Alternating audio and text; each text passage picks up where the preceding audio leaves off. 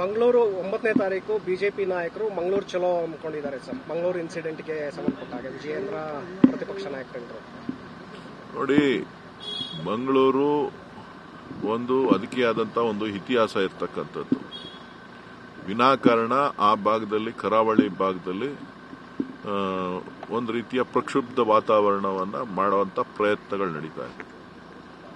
ಯಾರೇ ಜನನಾಯಕರು ಸೌಹಾರ್ದಯುತವಾದಂತ ಒಂದು ವಾತಾವರಣವನ್ನ ಸೃಷ್ಟಿ ಮಾಡಬೇಕು, ತಿಳಿಯಾಗುವಂತ ಕೆಲಸ ಮಾಡಬೇಕು, ಜೊತೆಗೆ ಅಲ್ಲಿಯ ಜನರ ಆಶೋತ್ತರಗಳನ್ನ ಈಡೇರಿಸುವಂತ ಕೆಲಸ ಮಾಡಬೇಕು. ಕೇವಲ ರಾಜಕಾರಣದ ದೃಷ್ಟಿಯಿಂದನೇ ಜನರಿಗೆ ಭಾವನಾತ್ಮಕವಾಗಿ ಎತ್ಕಟ್ಟುವಂತ ಕೆಲಸ ಇದೆಯಲ್ಲ, ಅದು ಸರಿ ಇಲ್ಲ. ಭಾರತೀಯ ಜನತಾ ಪಕ್ಷದವರ ಏನು ನಿಲುವುಗಳು ನಡೀತಾ ಇದೆ ಅದು ಅಷ್ಟು ಆರೋಗ್ಯಕ್ಕೆ ಒಳ್ಳೇದಲ್ಲ. ಅವ್ರೇನಾರ ಮಾಡೋದಿತ್ತು ಅಂತ ಅಂದ್ರೆ ಅವರು ಅದನ್ನ ಕೇಂದ್ರ ಸರ್ಕಾರಕ್ಕೆ ಹೇಳಲಿ. ಅವ್ರ ಸರ್ಕಾರದ ನೀತಿ ನಿಯಮಗಳು, ಅವರು ರಾಜ್ಯಗಳು, ಬೇರೆ ಬೇರೆ ರಾಜ್ಯಗಳಲ್ಲಿ ಅವ್ರು ತೆಗೆದುಕೊಳ್ತಾ ಇರ್ತಕ್ಕಂಥ ತೀರ್ಮಾನಗಳು, ಅದು ಅಲ್ಲಿ ಒಂದ್ ಕಡೆ ಮಾತು, ಇಲ್ಲೊಂಥರ ಮಾತಿದೆ. ಅದನ್ನ ಅವ್ರ ನಾಯಕರ ಮಾತುಗಳನ್ನ ಗಮನದಲ್ಲಿಟ್ಕೊಂಡು ಆಮೇಲೆ ಇವರು ಏನ್ ಬೇಕೋ ಮಾಡಿ. ಸದನದಲ್ಲಿ ಡಿ.ಕೆ. ಶಿವಕುಮಾರ್ ಅವರು ಬಿಚ್ಚಿಡುವಂತದ್ದು ಏನಿಲ್ಲ, ನಾನೇ ಅದನ್ನು ಒಪ್ಕೊಳ್ತೀನಿ. ರಾಜ್ಕುಮಾರ್ ಇನ್ಸಿಡೆಂಟ್ ಸಂದರ್ಭದಲ್ಲಿ ಇಬ್ರು ಡೆತ್ ಆಗಿದ್ರು ಅಂತೇಳಿ ಕುಮಾರಸ್ವಾಮಿ ಮಾತನ್ನ ಸೀರಿಯಸ್ ಆಗಿ ತಗೊಳ್ಳೋಂತ ಅವಶ್ಯಕತೆ ಇಲ್ಲ ರೀ. ಹೇಳದ್ನಲ್ಲ, ಅವರು ಬೆಳಗ್ಗೆ ಒಂದು ರಾತ್ರಿ ಒಂದು ಹೇಳ್ತಾರೆ. ಈಗೇನು ಸರ್ಕಾರ ಏನು ಈ ಸಾವಿನ ಬಗ್ಗೆ ಆದಂತ ದುರಂತದ ಬಗ್ಗೆ ಅವರೇನು ಎಸ್ಕೇಪ್ ಆಗ್ತಾ ಇಲ್ಲ, ಎಲ್ಲವನ್ನೂ ಕೂಡ ಒಪ್ಕೊಂಡಿದ್ದಾರೆ.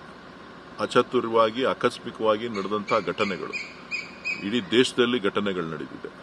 ಆ ಘಟನೆಗಳನ್ನ ಇತ್ತೀಚಿನ ದಿನಗಳಲ್ಲಿ ಪ್ರಯಾಗ್ರಾದಲ್ಲಿ ಸುಮಾರು 300ಕ್ಕೂ ಹೆಚ್ಚು ಜನ ಸಾವನ್ನಪ್ಪಿರತಕ್ಕಂಥ ವರದಿಗಳಿವೆ. ಸರ್ಕಾರ ಅದನ್ನ ಮುಚ್ಚಾಕುವಂತ ಪ್ರಯತ್ನ ಮಾಡ್ತು.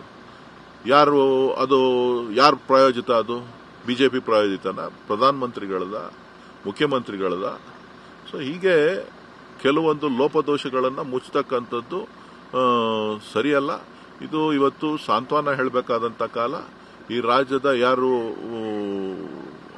ಸಾವನ್ನಪ್ಪಿದ್ದಾರೆ ಅವರ ಕುಟುಂಬಗಳಿಗೆ ನಾವು ಸಾಂತ್ವನ ಹೇಳಬೇಕೇ ಹೊರತು ರಾಜಕೀಯ ದೊಂಬರಾಟಕ್ಕೋಸ್ಕರ ಪ್ರತಿಯೊಂದು ಕ್ಷಣನೂ ಕೂಡ ಮಾಧ್ಯಮಗಳ ಮುಂದೆ ಹೋಗಿ ದಿನ ಒಂದೊಂದು ಹೇಳಿಕೆ ಕೊಡೋದಿದೆಯಲ್ಲ, ಅದು ಎಷ್ಟು ಸರಿ ಅಂತಕ್ಕಂಥದ್ದು ಮಾಧ್ಯಮದ ಸ್ನೇಹಿತರು ಕೂಡ ಚಿಂತನೆ ಮಾಡಬೇಕು.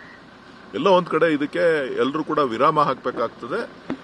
ರಾಜ್ಯದ ಪ್ರಗತಿ ಬಗ್ಗೆ, ರಾಜ್ಯಕ್ಕೆ ಆಗಿರ್ತಕ್ಕಂಥ ಧಕ್ಕೆ ಬಗ್ಗೆ ಚಿಂತನೆಗಳನ್ನ ಮಾಡಬೇಕಾದಂತೆ, ತಪ್ಪುಗಳನ್ನ ಸರಿಪಡಿಸಲಿಕ್ಕೆ ನಿಮ್ಮ ಸಲಹೆಗಳೇನು ಅನ್ನೋದನ್ನ ಕೊಡಬೇಕಾಗ್ತದೆ.